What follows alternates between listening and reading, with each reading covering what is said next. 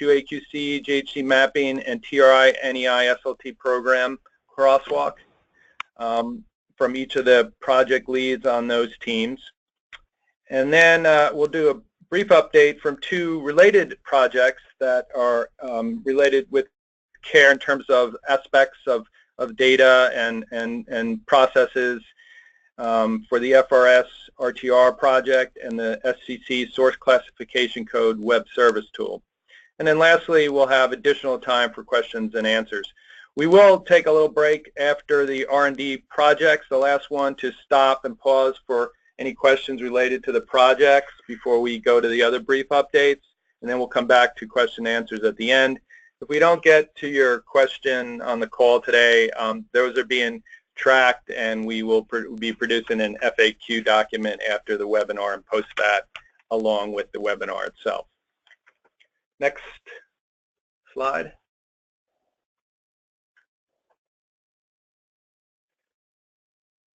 Sarah, did you want to open up this poll question? Yeah, so we're going to go ahead and launch this poll question now. It is live, so everyone can take this. I'll leave it open for about a minute.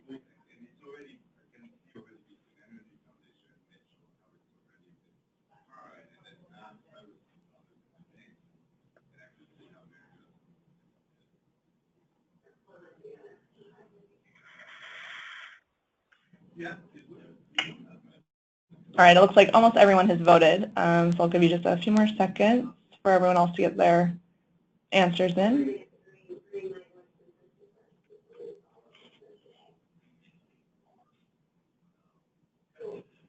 Okay, great.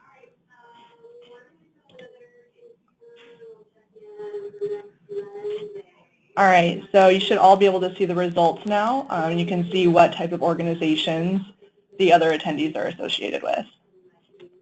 As you can see, we have a lot of industry on the line today, as well as a lot of state, local, and tribal. All right, I'll pass it back to you, Joe. Yeah, great. Thanks, Sarah. That's a good mix to see there for the audience. So the next slide, please. So for those not too familiar with the eEnterprise program, eEnterprise for the Environment is a jointly governed program through state, local, tribes, and EPA to collaborate modern business processes with the goal of improving environmental results and really enhancing services to the regulated community and the public by making processes for government more efficient and effective. So eEnterprise is a large, broad scope effort, including not only this project but other ones as well. It's really a new way of working together among EPA and the states. For example, the CAER proposed future state that you'll hear about in today's webinar is based on a regular continued process of input via CAER sub-teams, webinars like this, other engagement opportunities, workshops between EPA, state, locals, and industry participants, and many opportunities for voluntary input. And this is started right from the beginning of projects that are under the eEnterprise umbrella. And there's some key eEnterprise values that are really integrated into all aspects of the project. One of these being streamlining of processes, making things more efficient, using modern business practices and IT solutions to get to that streamlined process, and then to just increase the trust and accessibility to the regulated community, whether this be industry or the programs that are affected, in terms of, and this is really engaged in the engagement process of getting user input very early in terms of defining the problem, defining options, moving forward in a very iterative step to make sure that feedback is integrated into any of the solutions and paths forward. Next slide, please.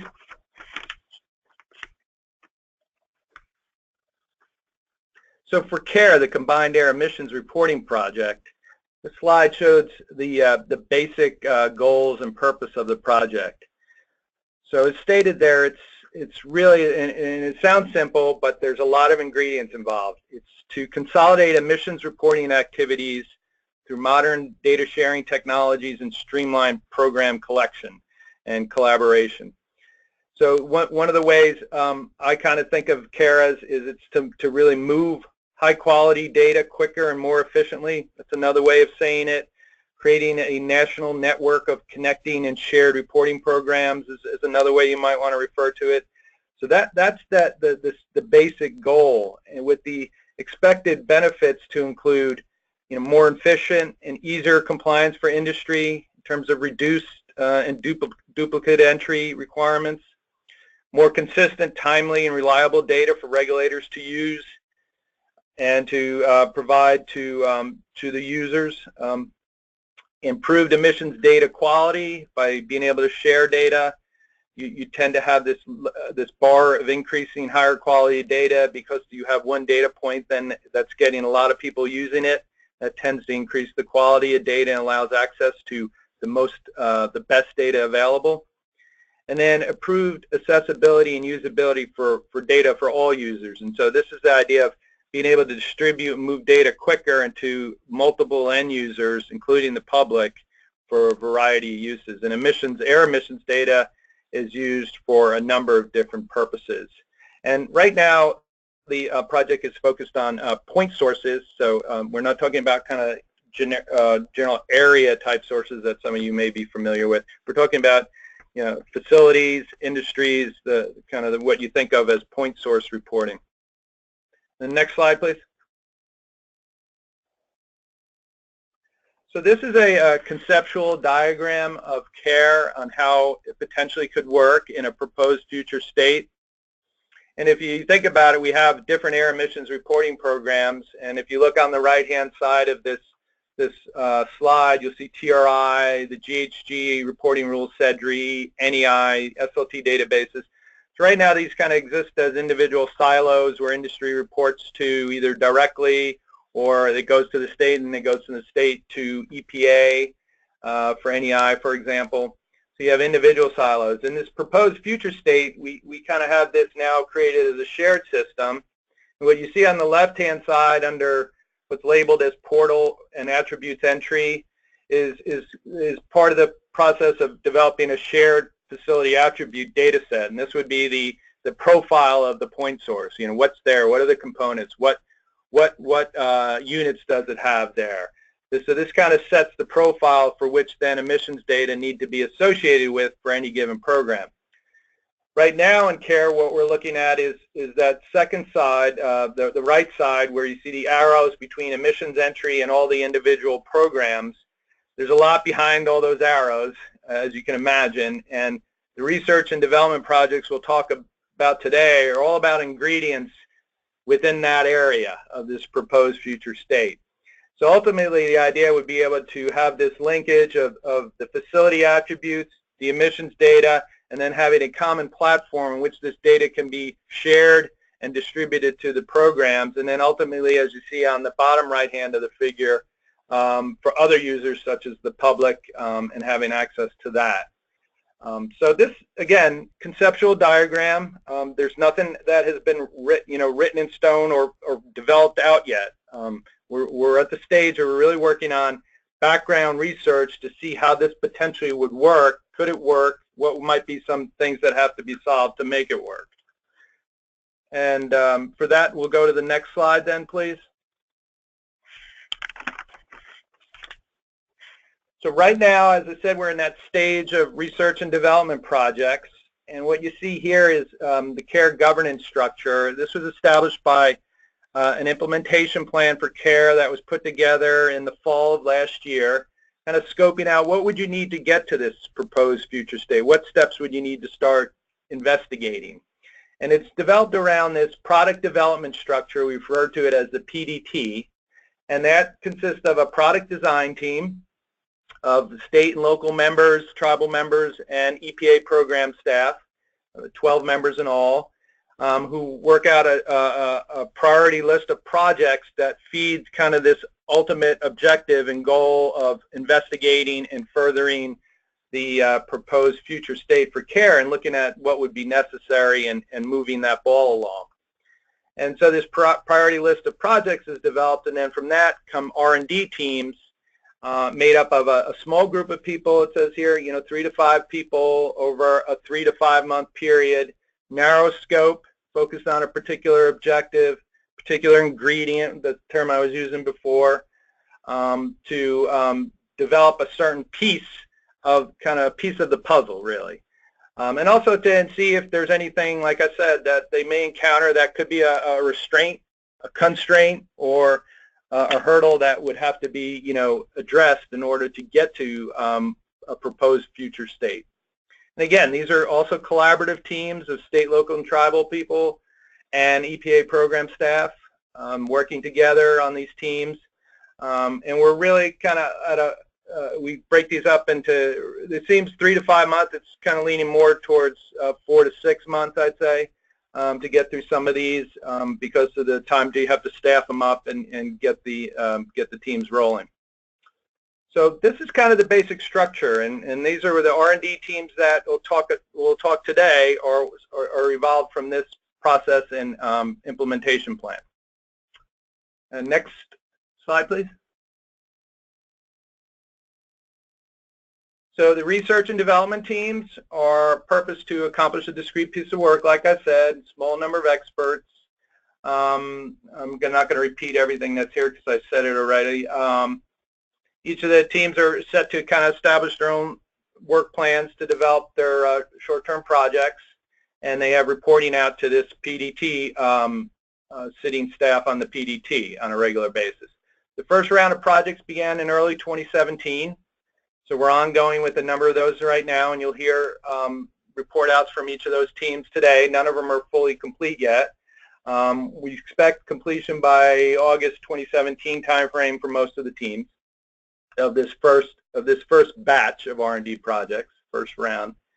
And then all the projects are designed in a way, as I said, to support the CAER objectives, ultimately, of developing a shared emissions platform. And they also have a lot of value into themselves, as you will see, even outside the proposed future state of CAER. They certainly bring value to the emission inventory arena itself. Okay, next slide, please. So this is a list of the first round projects. I'm not going to talk about the first 3 because you're going to hear from the project leads on those today.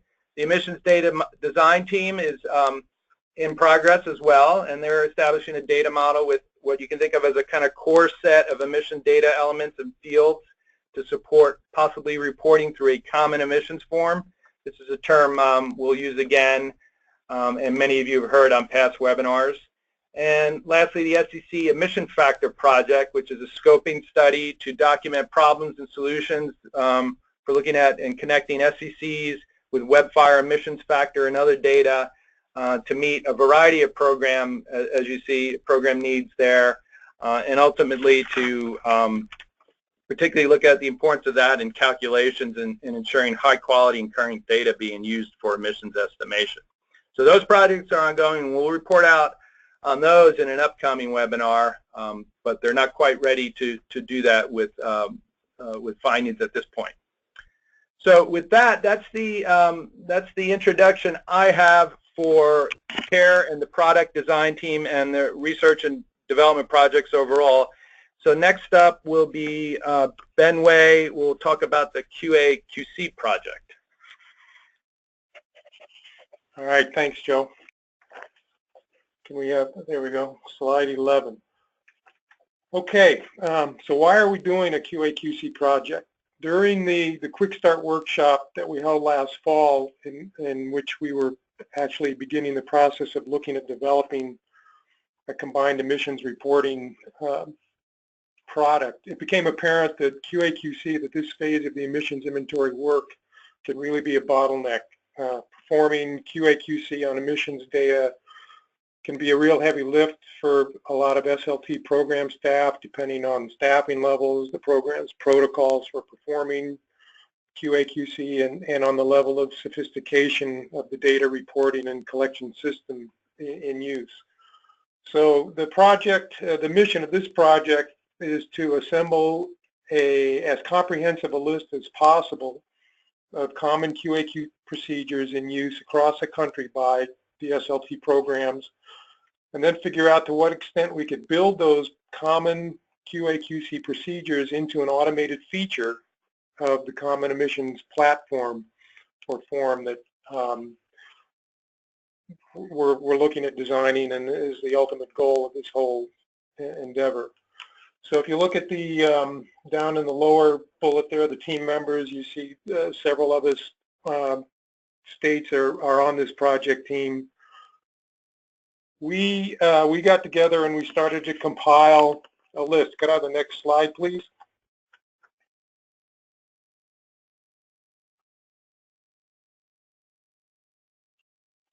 There we go. So starting with this sample of the QA/QC systems in use by these several by us on the project team, we compiled what we're calling a starting point or starting point tables of all of our emissions QA/QC procedures. We split them into two broad categories: automated checks and checks that we refer to as manual or engineering review checks. An automated check, for example, is like making sure the total of your speciated VOC emissions isn't larger than your total reported VOCs. A manual check example could be making sure that the most appropriate emission factor is used in a calculation.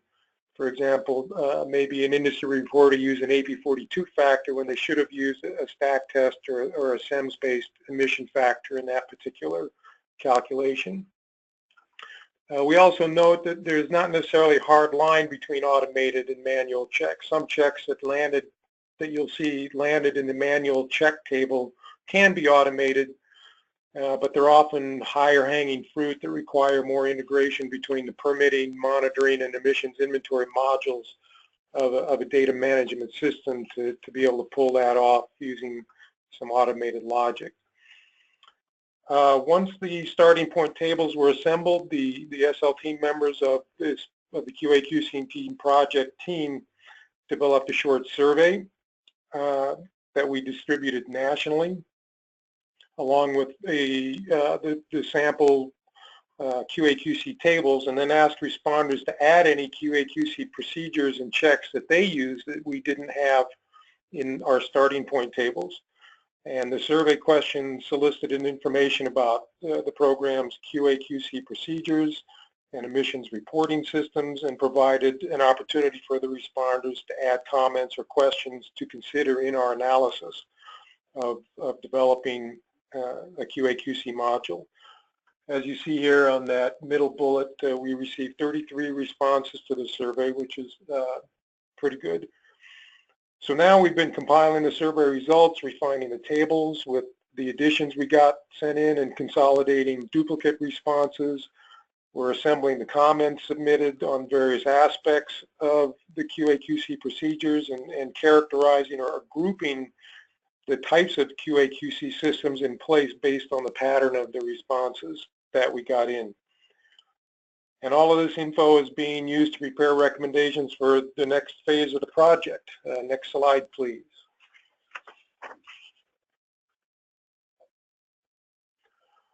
So what kind of results did we see? Here are presented, I don't want to necessarily read these bullets. Some of the key patterns are listed here. In bullet 1, only about a third of the respondents indicated more than half of their QA/QC procedures are in fact automated. So this would indicate that there's room for automation to help a lot of the programs speed up their QA/QC process. And this conclusion is in fact supported by the responses we got in to that question, that very question in the survey you see in bullet 2, with nearly everyone saying that more automation would likely help them. In the third bullet, a lot of programs have a web-based reporting system, but in many cases not all reporters are using it or are required to use it. And I can speak to experience with that here in Wyoming with our protocols.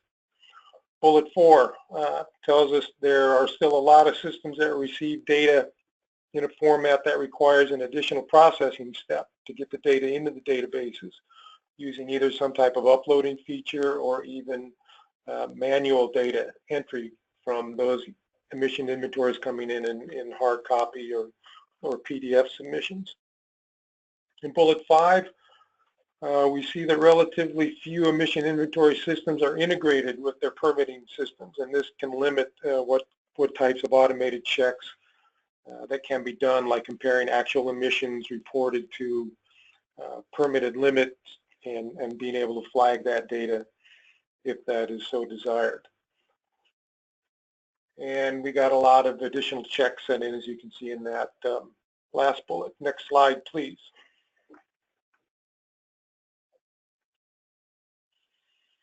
We received a lot of comments that touched and brought to attention some important points that we need to consider. One, a few commented that certain QA/QC checks should be conducted by the SLT program staff post-submission rather than presenting those in the reporting interface for data integrity issues. Cost implications of including or retrofitting an automated QA/QC check module into a data management system needs to be considered. That can be hefty, especially integrating emissions data QA/QC checks with a permitting system. There was some concern expressed about additional automation possibly leading to more false warnings where data get flagged that don't necessarily need to be flagged just because of the coarseness of an automated check. And an important one is the need for reference tables to be up to date. For example, the SEC codes and the WebFire tables need to be kept up to date so they can be used, if they're going to be used to support automated crosswalk checks that build off or calculate and look at those two tables simultaneously. Next slide, please.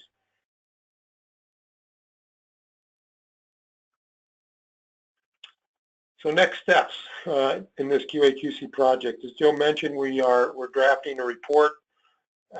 Joe Mangino is trying hard to herd us team member cats into completing our assigned parts so we can have a good final draft by the end of this month. It will include a summary of the survey results and the findings, the consolidated and cleaned table of the common QA/QC checks, both automated and manual, will be included. It will include a series of recommendations based on what we found to recommend for the next phase of the project, and we will post that report on the website, on the public website that is shown here. Some possible next steps, specific steps are listed here.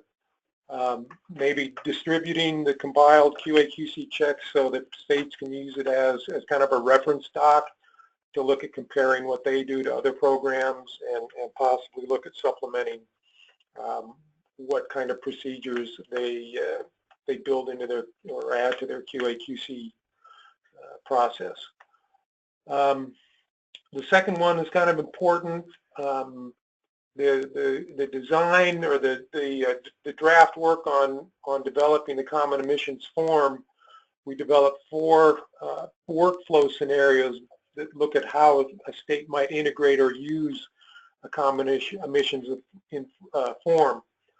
So we might have to look at customizing the way the QA/QC procedures are aligned with how those different workflow scenarios could be opted in by the states and how they integrate the form into their own existing data reporting process. We need to match up the recommended set of automated checks to the common emission data fields that are resulting from the emissions data model work that Joe mentioned earlier. And we'll have to develop a pilot to demonstrate how these QA/QC checks could be built in and incorporated into a common emissions form or platform. And that's all I got.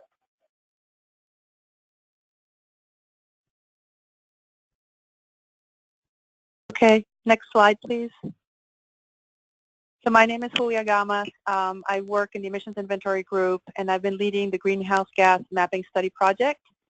The purpose of the project has been to understand what data elements state, local, tribal greenhouse gas emission reporting programs have in common with the federal greenhouse gas reporting program. And once we understand what the commonalities are, then to figure out what we would need for a common forum to be able to do, or for a shared emissions platform to be able to do.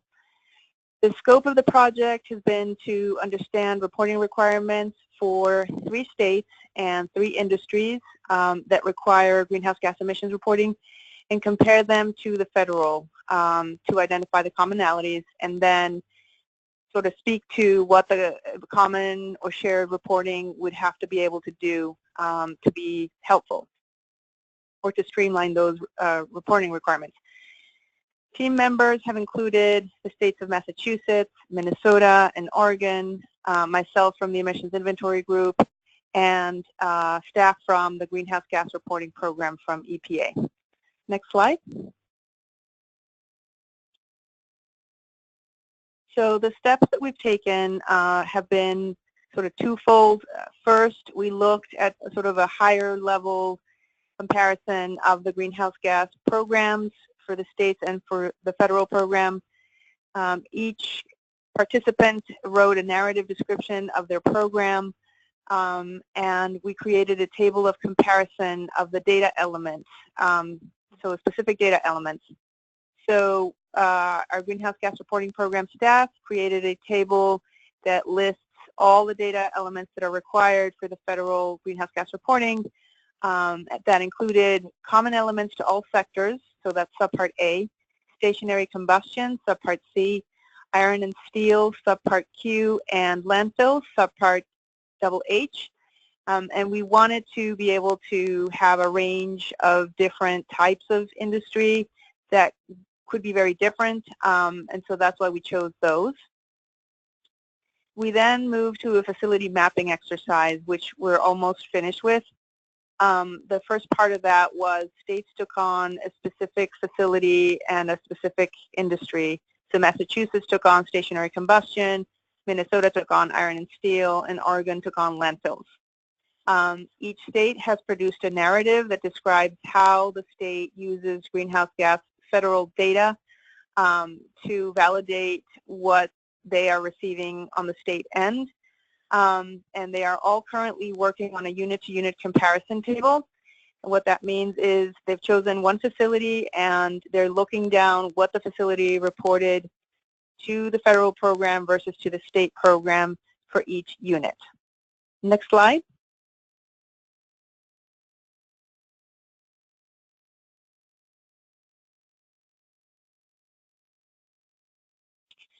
So some preliminary results and findings with emphasis on the word preliminary. We're still working through all of this, and this slide reflects more my observations from leading the team than anything we've really, discussed and really hashed out. That hopefully will all be done by the end of August. So first of all, some interesting findings. States have lower reporting thresholds than the Greenhouse Gas Reporting Program. They use the federal data to validate what was reported to them from the facilities.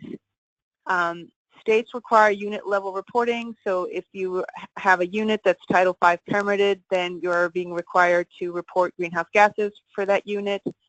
The federal program allows for group reporting, so you can report, say, 5 units as one. The required methods for emissions calculations can be very different between the federal program and the state programs.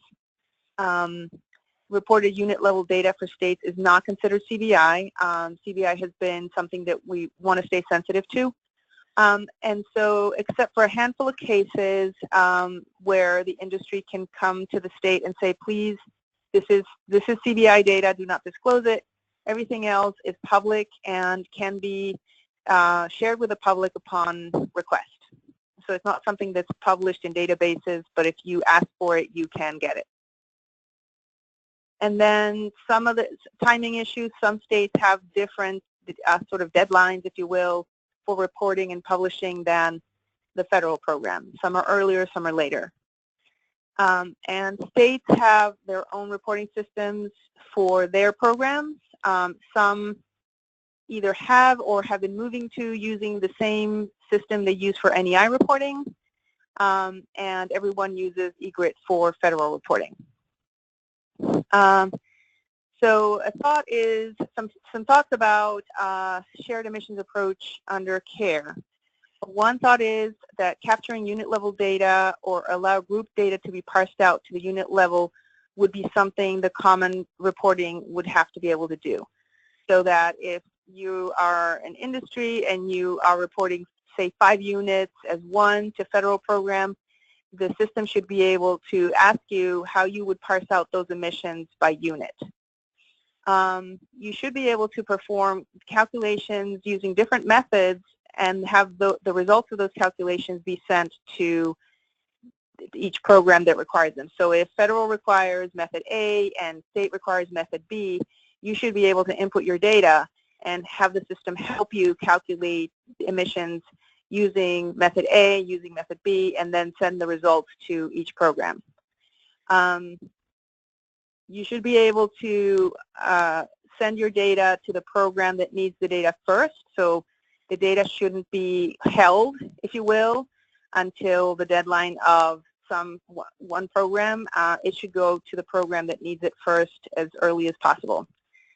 Then all the data can be sent to the state because the state doesn't have as high a threshold as the greenhouse gas reporting program.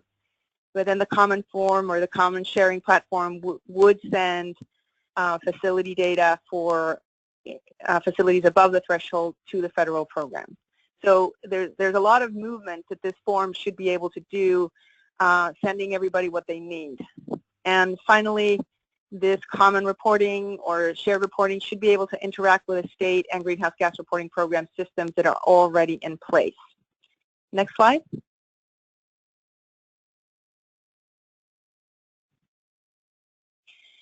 So my last slide, here are some next steps if there were another phase for greenhouse gases. We've talked about 3 states. We don't know if our findings apply to every other state or not, and if so, how different are they?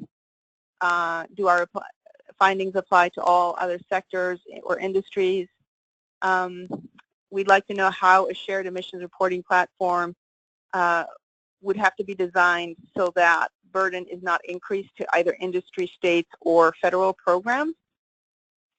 And then a sort of a bigger, longer-term thought or goal, if you will. We saw that diagram that Joe talked about at the beginning of a current state and a future state. We're talking about common reporting not just for greenhouse gases, but also for TRI and NEI. And so one question is, if states are already using their own NEI reporting system to collect greenhouse gas data, could a shared system incorporate greenhouse gas reporting data, say, into NEI or in a format such as is the NEI is in? And there are 2 aspects to this. One, states, when they pull out greenhouse gas reporting program federal data out of flight or EnviroFacts, they find this a bit complicated. So being able to pull the data out in a different format would probably be very helpful to them. They talked about having Excel files. And then for EPA, a lot of times we are being asked to conduct analyses for co-benefits, where if one pollutant is reduced, people want to know what other pollutants might be reduced. And so a setup where NEI reporting is happening with greenhouse gas reporting might streamline that. And that's all I have.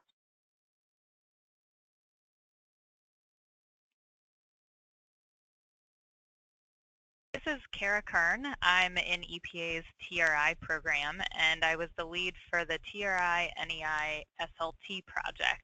And the purpose of our team was to get together and, similar to the GHG SLT R&D project, we wanted to get together and identify and evaluate consistencies and possible workflows for sharing emissions data between 2 EPA programs, the Toxics Release Inventory, or TRI, and the National Emissions Inventory, or NEI, and then also for the SLTs, the states, local municipalities, and tribes that feed emissions inventory data into NEI. And in order to do this, we we wanted to do three main things. First, we wanted to figure out where the data sharing was already occurring. And we knew that EPA's NEI program used TRI data already, but what we didn't know is that some of the states were also using TRI data. And one of our team members brought that up. So one of the first things we needed to do was research how these states were using TRI data in their NEI submission. The second thing we wanted to do was identify pollutants that were in common between the TRI and NEI program and specify how they related to each other if there wasn't a one-to-one match. And this became an issue, especially with the chemical categories. Sometimes in TRI, a chemical category is defined slightly differently than in NEI. And then lastly, we wanted to identify differences in terminology used to define reporting requirements for each of the two programs. And the team members for our team were two states, Minnesota and South Carolina. And then we also had team members from EPA in the Office of Pollution Prevention and Toxics, which is where TRI is housed, from the Office of Air Quality Planning and Standards, which is where NEI is housed, and then also from the Office of Environmental Information, which is where TRI's reporting software and databases are housed. We also had help from the Environmental Council of the States, or ECOS, and they helped tremendously with our survey of the states. Next slide.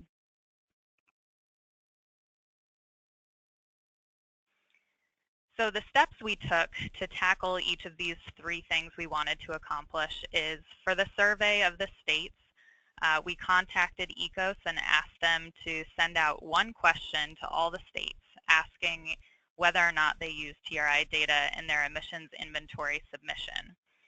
With the states that said that they did use TRI data, we follow-up with them and asked a series of questions and had a discussion about how exactly they used the data. And then finally, we compiled and summarized the responses. For the pollutant crosswalk between TRI and NEI, we started with an existing pollutant crosswalk that had been used for analyses here and there between the two programs. We updated this crosswalk. For example, TRI had added several chemicals since the last time the crosswalk had been updated. And then we reconciled outstanding questions on particular chemicals and chemical groups. And finally, we're currently in the process of QA and QCing the crosswalk. Finally, to document the differences in terminologies used and reporting requirements for each program, we created a document that grouped some of the terminologies into, for example, a general reporting group of terms, facility identification terms for each of the programs, and we had each of the programs review that document. And we're also in the process of preparing recommendations for the next phase of the project, phase 2. Next slide.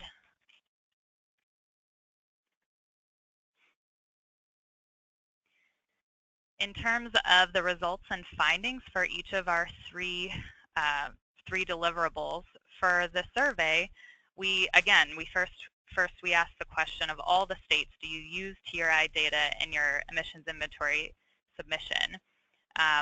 We got back 3 yeses from Illinois, Minnesota, and Indiana.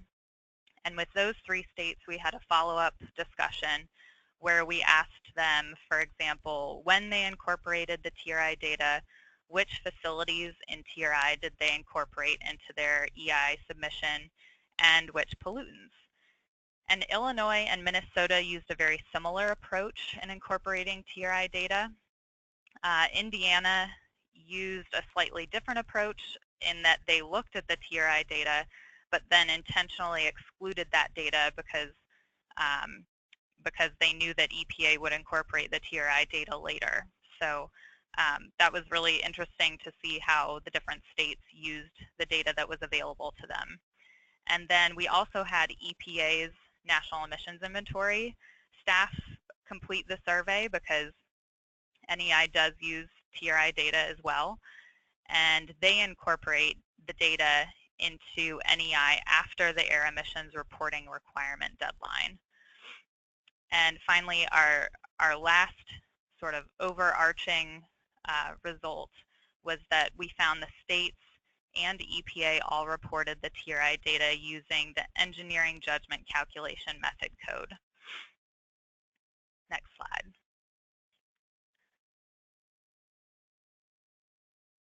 For the pollutant crosswalk, we now are very close to having an updated pollutant crosswalk that takes you from the TRI pollutants to the NEI pollutants and vice versa. And we identified the overlap in categories of chemicals. As I mentioned before, sometimes the two programs had slightly different definitions of, for instance, what a diisocyanate was. And finally, we discovered and corrected an issue in this process with the NEI glycol ethers category. The list of glycol ethers for NEI reporting was out of date, and we realized that during this process and made that update, so now the definition in TRI matches the definition in NEI. So we've already had a very short-term win. Next slide. For the documenting of NEI and TRI terms and requirements, we recorded things like who reports to each of the programs, what the frequency of reporting was, etc. And to give you an idea, we've pulled out 4 examples here. For who reports the data to TRI to each of the programs. First of all, for TRI, the facility itself reports the data, while in NEI, the state, local, and tribal agencies, as well as EPA, report the data. In terms of the frequency of reporting in TRI, we have an annual reporting deadline, and in NEI, the reporting requirement is every 3 years. In TRI, one of the 3 reporting requirements is that a facility has to be within a TRI-covered sector, and this generally includes the manufacturing sector, waste management, metal mining, and electric utilities. For NEI, there is no restriction based on industry sector.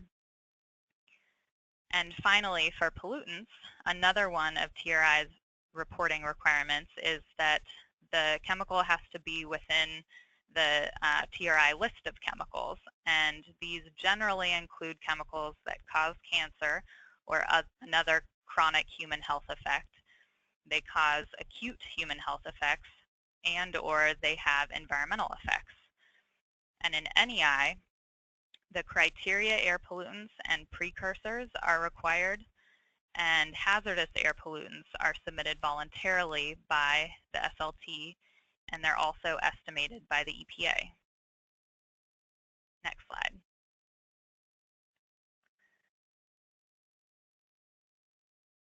Finally, our next steps for this project, we're currently in the process of finishing up the quality assurance for the pollutant crosswalk. As soon as that's completed, we're going to use that crosswalk to update EPA's Substance Registry Services, or SRS, which is EPA's centralized resource for information on chemicals either tracked or regulated by the agency. So that will be really nice to have a completely updated pollutant crosswalk between the 2 programs that can be used by anyone who uses SRS. We're also going to finalize the summary of our survey results and have that ready for phase 2. And lastly, we'll develop recommendations for future efforts under CAER related to these 3 programs. One example that was suggested during the course of our team getting together and discussing was that EPA develop some guidance for how the states can use TRI data in their EI submissions, if that's what the agency wants them to do. And that's it.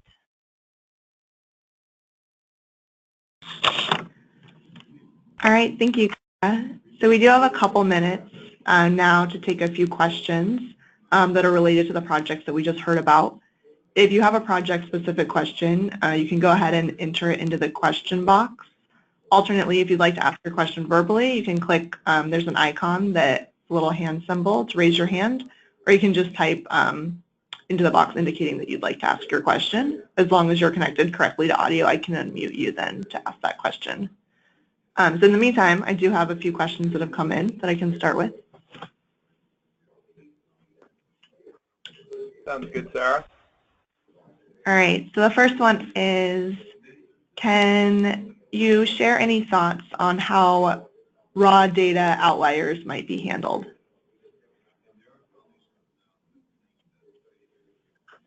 Is this focused at a particular project? So this one did come in during the first one, it looks like. This came in while Ben was speaking about QA/QC. Yeah, so if the question is, you know, or is this working towards procedures and methods to help identify outliers?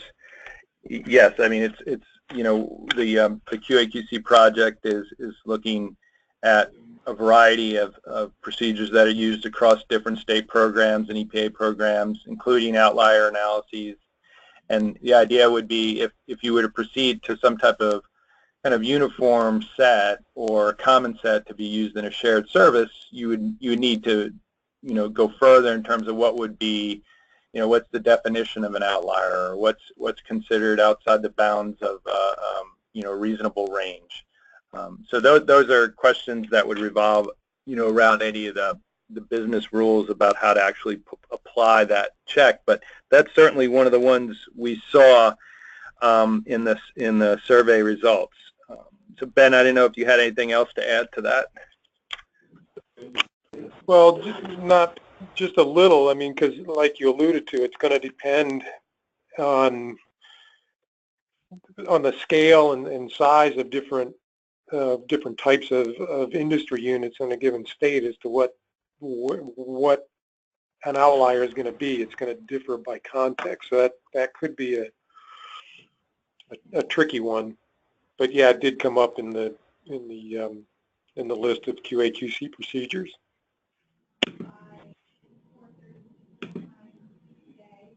Sarah, I see the one on TRI definition. Do you see that one? Let's see. I can check 1 second.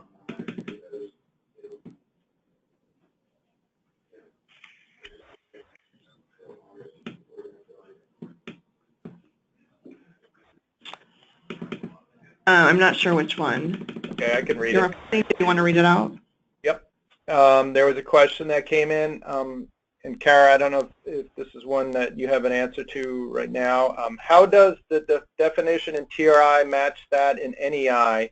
Has the TRI been changed to match the 1990 CAER HAP definition?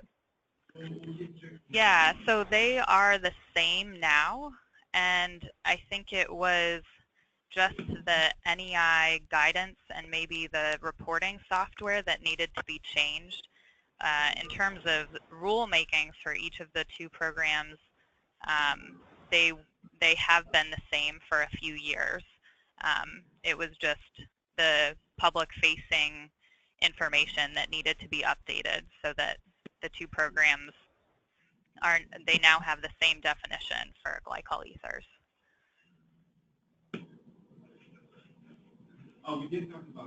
Thank you. And to get representation here, we have I'm pulling out a GHG question. This one says, Julia, you on the call. The GHG work appeared to be comparing GHG-RP with state GHG programs. What work has been done to compare GHG-RP with NEI facility unit processes and emissions attribute fields plus their expected content? That's a really good question. I have internally done some mapping, and it seems that it's theoretically possible to have both, but I think that is an excellent next step for a further research project.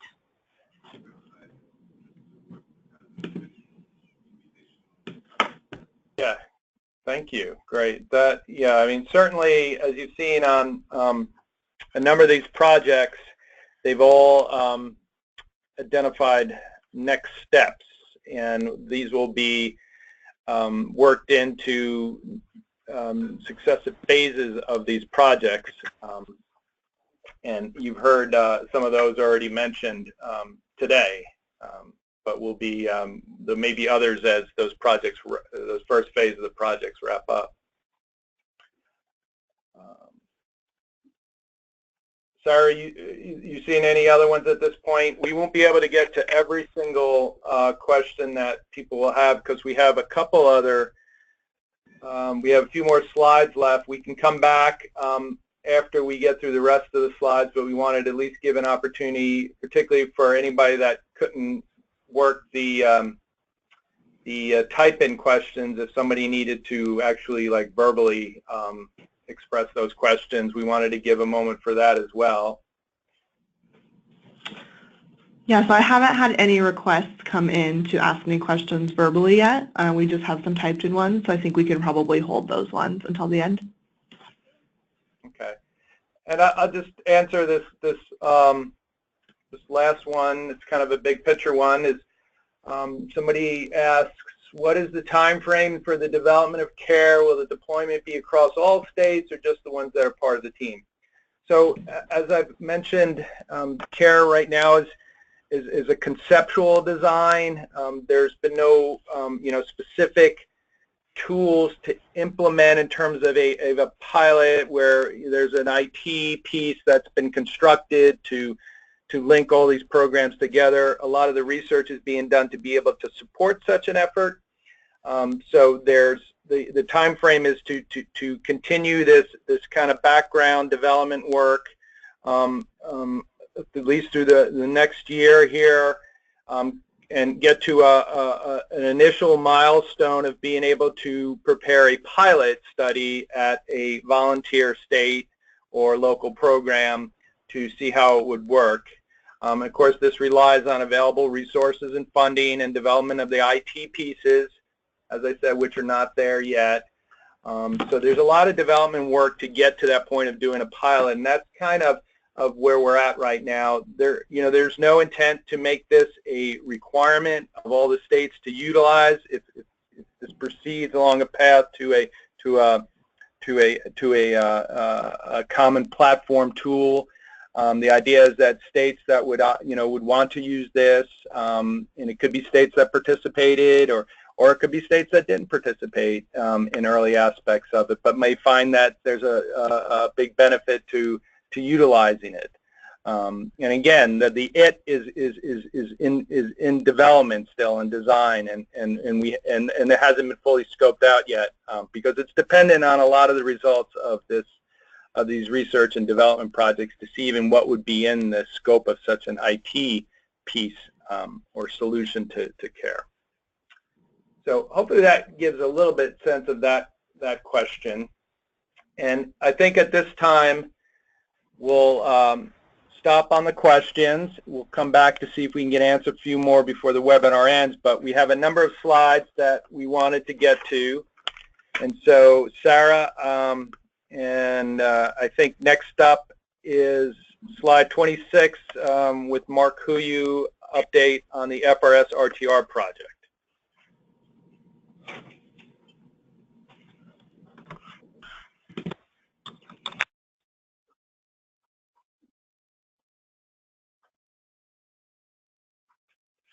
And is Mark on the call? Oh, sorry, I was going to town there, and I thought I took myself off mute, but I was still on mute. Sorry about that. So the project is the FRS RTR project. RTR stands for Risk and Technology Review, and FRS stands for the Facility Registry Service. And we are working in this project to try to streamline the data collection, all the data collection for the Risk and Technology Review. This work is intended to evaluate sector risks, air emissions that occur after certain EPA rules have already been implemented. And as a test case, we are working towards an upcoming information collection request for the plywood sector that's going to be expected to be released in the fall. And through the ICR, we will be collecting facility attributes and sub-facility data and all the attributes about the facilities, that much of which is not confidential, and we'll also be collecting other things, including emissions data. And that's very typical for these ICRs for RTR. So what we're trying to do on this project is facilitate improved reporting, electronic reporting, and sharing of data. So the plywood ICR is going to include an option to submit the data electronically for using an Excel template through Sedri. Now, facilities will have the option of doing that or just sending it in by email or hard disk or however they're going to do it as well. But regardless of how it gets to EPA, we will be loading the data to Sedri, and the Sedri tool is being updated to parse the Excel template. And when that happens, it'll send the facility attribute information to the facility registry service. And so all of the facility registry service sub-facility information will then be available there for use by other programs. And then it will also, Sedri will also store the facility attributes in its own database, as well as all the emissions data and any of the attachments that come into the ICR. So to date, we have built a number of things into this project. We've updated our on-screen data entry widget. That will be not a requirement of the particular ICR coming up, but it will be a way for industry and states to see data about the facility on the screen and edit it in the case of facilities. And then we also have implemented automatic QA checks, so for the facility attributes that will implement the checks that are necessary for getting the data into FRS, so that once the data comes in, we won't need to go back to the facility to do basic things if there was, certain errors that prevent the data from coming in. And we've also built the communication that's needed to do all this among Sedri, the QA check, which is sort of a separate module, and the facility registry service. And with that, I think I'm done. Okay, thanks, Mark. That's nice to hear that update. It's a project that people have heard about, and it's progressed very well, moving along to the state that you described. So the next update we have from a related project that, again, some of you I think have heard about and have actually begun to utilize already is the SCC Web Service Tool update, and that'll be Julia Gamas. Yes. Okay. So this project was one of the early short-term wins, one of the early projects from CAER. The goal was to provide one definitive source of the most recent SEC table. When we started this project, there were SEC tables all over the web, in state websites, random places. So we've made the effort to create a web search tool and web services. To the right of your screen is the screenshot of the search tool. It's been available since early 2017. You can Google EPA SEC and you'll find it. You can type in the alias www.epa.gov/SEC, and that will take you to this page where you can search the most updated table of source classification codes. To the left of that screen, you'll see one of the items on the menu is SEC Web Services, where you can go to basically have your system talk to our system and get that table into your website. Since the creation and deployment of this tool, we've done some outreach through webinars and announcements. We've been reaching out to SLTs to remove old SEC tables and use the web services instead, and many of you have already done that, and we appreciate it because that makes everyone's life easier. We're all searching from the same base table. We'll be doing a presentation and demo of the search tool and the web services at the Emissions Inventory Conference in Baltimore in August. And we will provide a recorded webinar on the search tool and web services on the website at some point between now and August after the conference. We're also working internally to use the same web services in our own systems. As of now, EIS and the web services are sort of utilizing, if you will, the same version of the table, whereas before there was a lag. Having said that, if you see anything glitchy, if you see something doesn't make sense, send us an email. You can find us at care@epa.gov. We constantly like getting feedback. I can't impress upon you enough that when you come to us and you point out an issue and you give us a specific concrete example of what the issue is, that helps us tremendously in fixing the issue. So reach out to us at care@epa.gov. If you like the tool, if there's something you'd like to see in the tool, if you have questions about the web services that you can't find off of this website, reach out to us and give us feedback. And that's it for me, Joe. Okay, thanks, Julia. This is a really neat tool, the SEC Web Service tool, for those who haven't used it, and it's also a good example of like what I'm calling these ingredients that would go into CARE. And obviously, having a good, easily serviceable SEC listing that can be matched for profiling the particular plant and setting up the components and characterizing them is obviously would be crucial to any type of common emissions form and setting that up. So it's a great example of that, and that's the type of things that we're engaged in now on CARE. So you kind of all these kind of disparate pieces that into themselves they have value, but they also kind of fit this path forward. So that's something I just wanted to point out there. So moving on to the next slide about opportunities for getting involved for state, local, tribal programs. There's a number of ways you can get involved. You can participate in future CARE product design team or R&D teams. Particularly the R&D teams are set up along these short, kind of relatively time frames. There's follow-up projects, but there also will be eventually new projects, new ideas, new projects that come on board. And so there's opportunities there to be part of those teams, and it's a great opportunity to work with other states and the EPA programs. And again, in defining the problem, looking at solutions, and building things that can help have immediate use or immediate value to programs, but also be part of this path forward on CARE.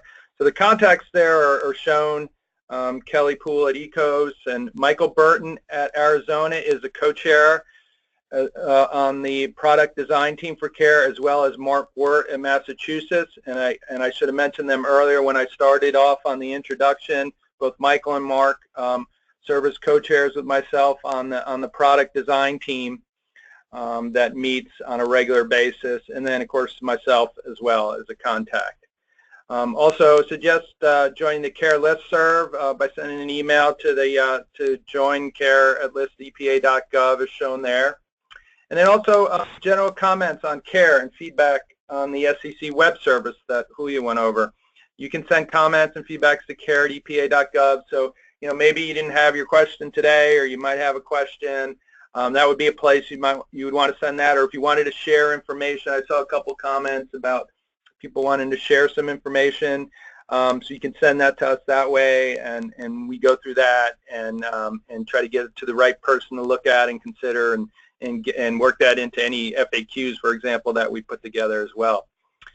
And then lastly, there's ongoing work on the facility attribute side of the enterprise. There's a facility IPT team, a facility integrated planning team that's looking at that side of the proposed future state that I talked about in terms of the shared facility attributes. There's been a lot of work on that side that's just focused on the facility profile and the facility data and how facility data management will work under the current federal registry system and how it works under current state systems, and how those two sources of facility data and attributes can work together and share data. So that's kind of separate, focused on that facility data, where CARE is kind of focused on the emissions side. But the contacts there are shown for that team if you're interested in engaging there. And just like CARE, the states that are involved provide very beneficial and useful information to user stories, obviously, in order to eventually if we're looking at building out things and tools and ways to communicate amongst these systems, these are the programs that are going to be involved. So it's very important for that engagement. Next slide. Okay, so industry opportunities. We're a little bit more limited here, but there's certainly the user story perspective is very important in consideration on the CAER project. So learning about functionalities and how things can work better from, we're always asking about, well, what would the plant engineer think when he sees this, or would this help him, or if you're a big corporation or a small corporation, what's the differences? So we want these user stories, and this is an example of how we can receive those. We have some restrictions we have to work around, but putting something in the perspective of an individual comment, not a trade group. We can't take group comments. But send those comments as an individual comment in the form of, I'm a plant engineer and I need, some type of capability so that I can report, my emissions for these particular sources. So these type of user stories have been very helpful thus far and have been worked in particularly for the project Mark Huyu just described in the FRS RTR side. But obviously, this is going to be important to any aspect of the CAER project because, the basis is to improve that experience ultimately in terms of industry's reporting procedures. So, and then also industry can join the CAER listserv and send emails to the EPA.gov listserv that's shown there. Next slide, please. So if you have other questions or you want more information, I really suggest you visit a couple sites here. So one, if you want generally about eEnterprise, so eEnterprise, like I said, covers CAER, but it covers other projects, and one of those is that Facility Integrated Planning Team project. So that's described up on the eEnterprise site. And then the next site that's shown there for the FAQ and the webinar recording and the slides that were utilized for this public webinar, those are all posted at the CAER public website that's shown there. But there's more there. There's information there on past webinars, so there's past webinar slides.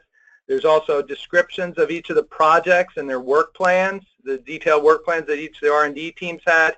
And then also there will be posted the final products from those teams. So that's a great a resource for CAER information and CAER products and what's going on in CAER if you can't wait till the next webinar.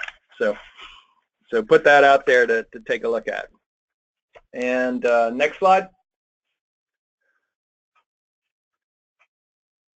Oh, and I just want to show, the team and supporters, and this is always, to me, a very important aspect of the project, in that there's a variety of people here from EPA, from the state, local, tribal areas.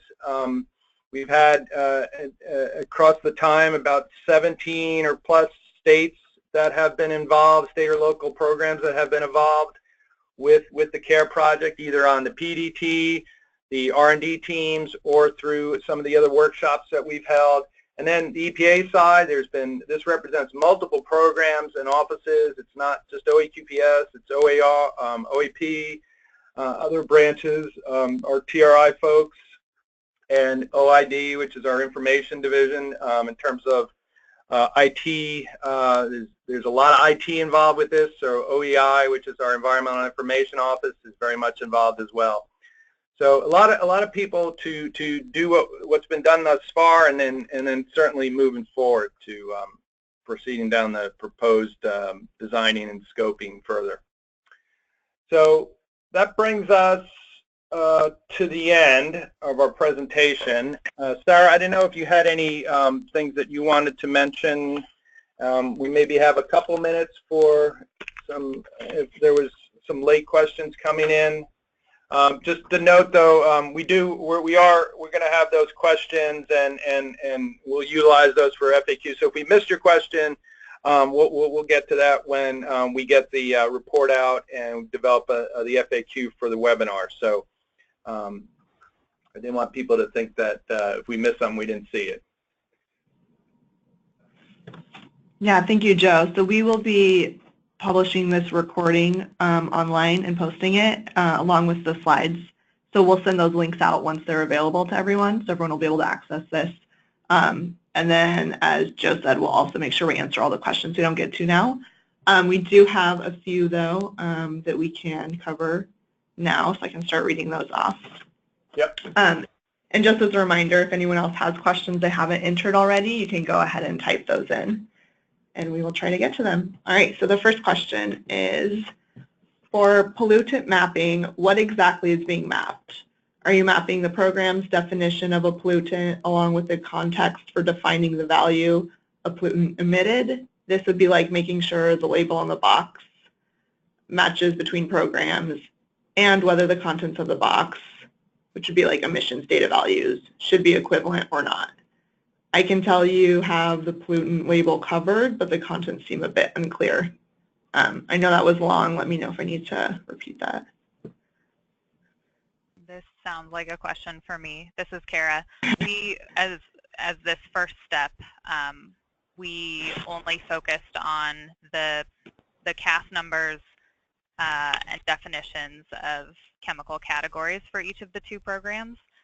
So yeah, if there's another phase that we need to get into in terms of uses and maybe, I'm not sure if the person is getting into mixtures or not, but maybe that is something we need to look at.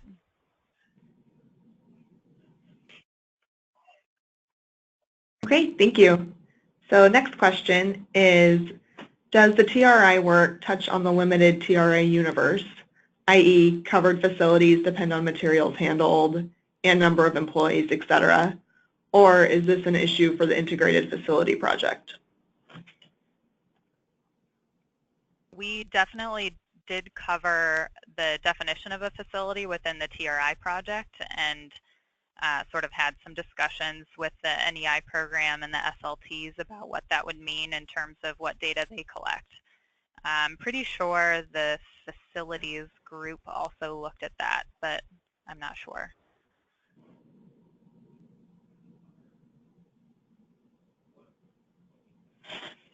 We also talked about that a lot in the meeting that we had back in September about exactly how we should reconcile that between the two programs and how we should ask that of facilities.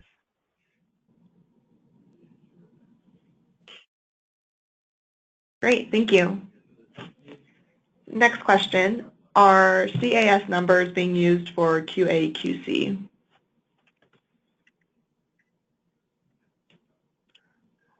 If this is a question about the TRI NEI pollutant crosswalk, the answer is yes. Yeah, I think that's what it was, Kara. Okay, great. Let's see what else we have. All right, has the plywood ICR been approved?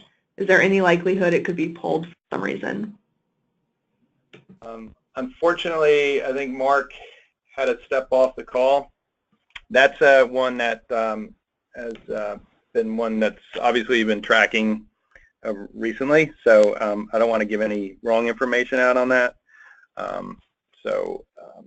We will we'll have an answer for that in the FAQ when I can put that in front of him. Okay, sounds good. All right, let's see. So has existing NEI data been used to pre-populate the SEDRI spreadsheet for the ICR? Again, this is something that I can guess, but I'd rather put this in front of Mark for the correct response, or the high certainty in the response. Okay. I believe some data has been shared to pre-populate. Okay, let's see what else we have. Let's see, so all of this seems very IT intensive. Is there going to be support for programs local that don't have that level of expertise?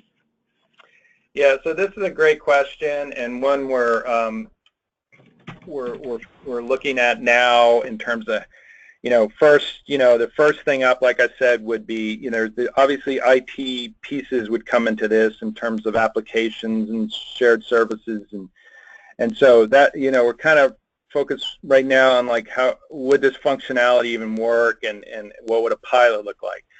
So then that question kind of gets to something we also thought about, and is how do you then move out from a pilot to broader implementation, and what type of user support, and what's the capacity for that, and what expertise would be needed at a state or local program, or another EPA program for that matter. So there's a lot that has to be resolved there in terms of how longer term implementation and support would work, and exactly, and part of that will be driven by what's the tool or the application, and how is it utilized will dictate some of that. So I think as we get further along in scoping out a pilot, that'll help begin to really congeal around what are those needs for broader, longer term implementation. So it's a great question. We have it as well, and including what are the resource considerations to implement. So this will certainly come into play in as we move along in both the piloting and anything beyond that.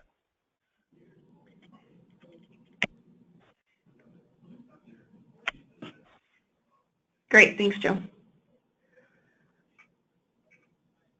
All right, so moving to the next one. You can let me know if you guys can answer this one or not. Are there plans to improve the dissemination of information about CAER? Wasn't there supposed to be a separate website? It would be helpful to see the phase 2 results as soon as they're available.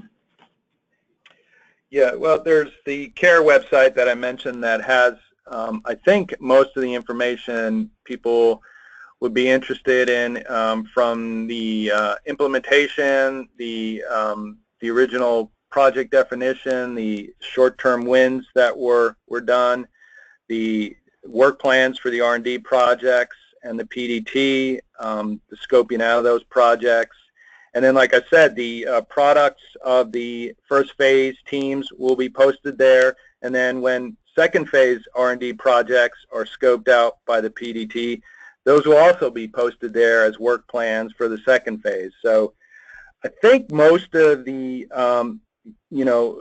outreach and information about what's going on is there. So I don't know if there's a specific item that the user's looking at.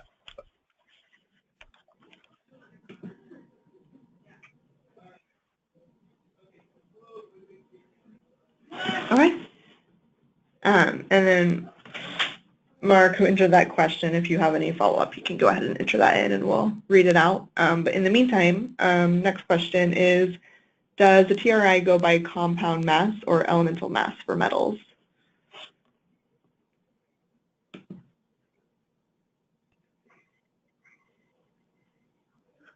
So I think that's a Kara question, if she's there still. Sorry, I was on mute. Okay. I'm going to have to go, I don't want to say the wrong thing because my memory is fuzzy on this, but I think it's different for the threshold determination. So for threshold determination, I think it's, well, okay. For threshold determination, it's the weight of the compound, and then for actually reporting the weight of the chemical, it's the elemental weight. I had some help from someone behind me. All right, thank you. Let's see, so next question is, do you have an overarching time frame for key milestones? What's the earliest the facility might have to report NEI and TRA data at the same time, and GHGRP at the same time? Yeah, I mean, right now we're kind of looking at milestones in terms of the R&D projects to get, like I said, towards a pilot in 2018.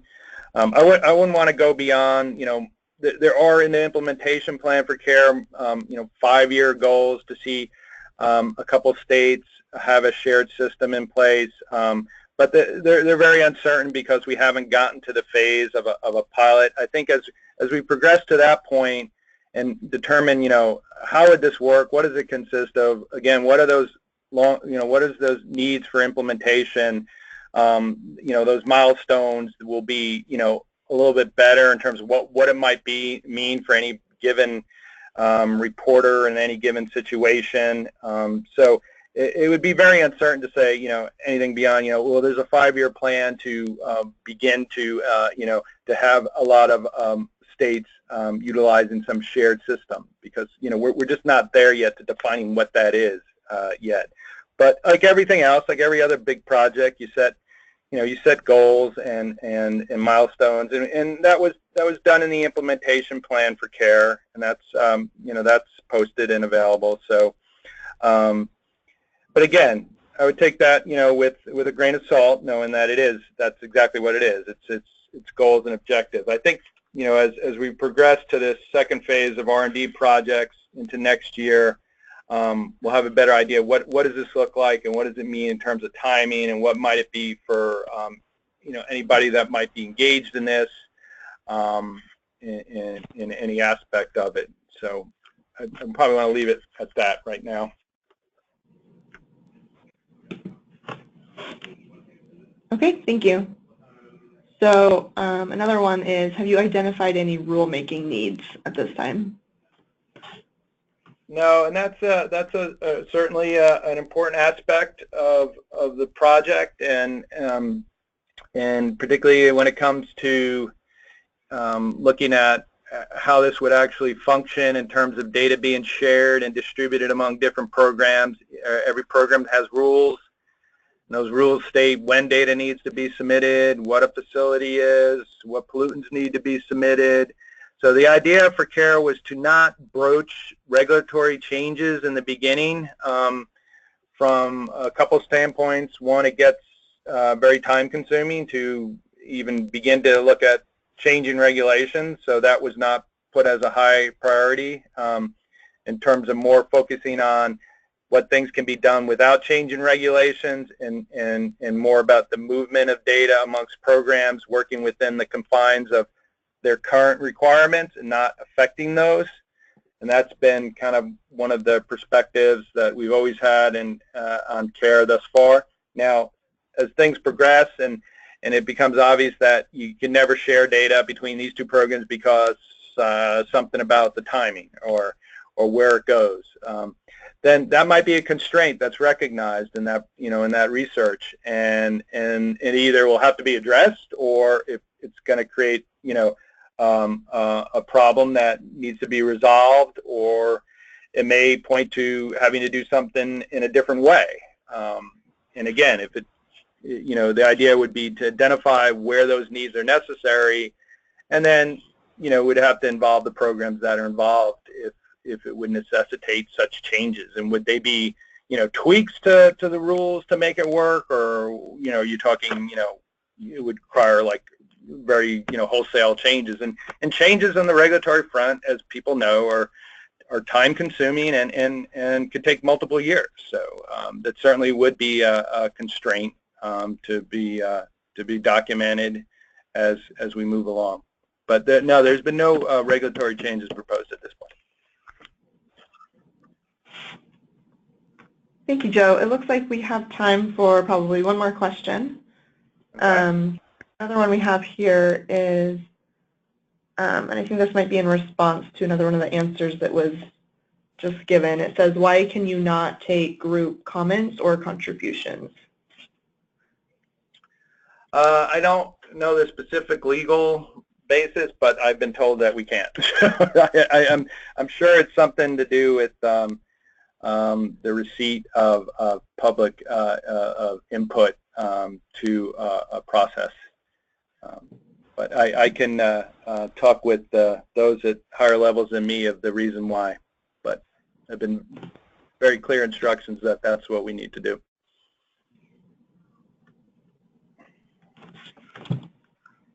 Okay, thank you. All right. All So right. I don't think we have. Did you want to try to take one more question, or we just?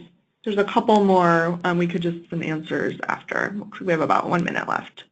Okay. Well, I just wanted to, before we break off, though, to thank everybody in the audience for participating. We had a really good turnout on this call and some excellent questions. And also want to thank the presenters from each of the teams who presented out on their projects. And again, I hope everybody recognizes that this is more than just the people on this call. It's all the state, local, tribal people and EPA program offices and industry participants on these projects that have really helped us kind of move along. It's incrementally, but moving along in these pieces that feed the project. So I just wanted to say that. All right. Thank you, Joe. Thanks, everyone. We'll go ahead and get this recording transcribed and posted along with the slides, and we'll send that out along with answers to all of the remaining questions. Thank you so much. Have a great day. Thank you, Sarah.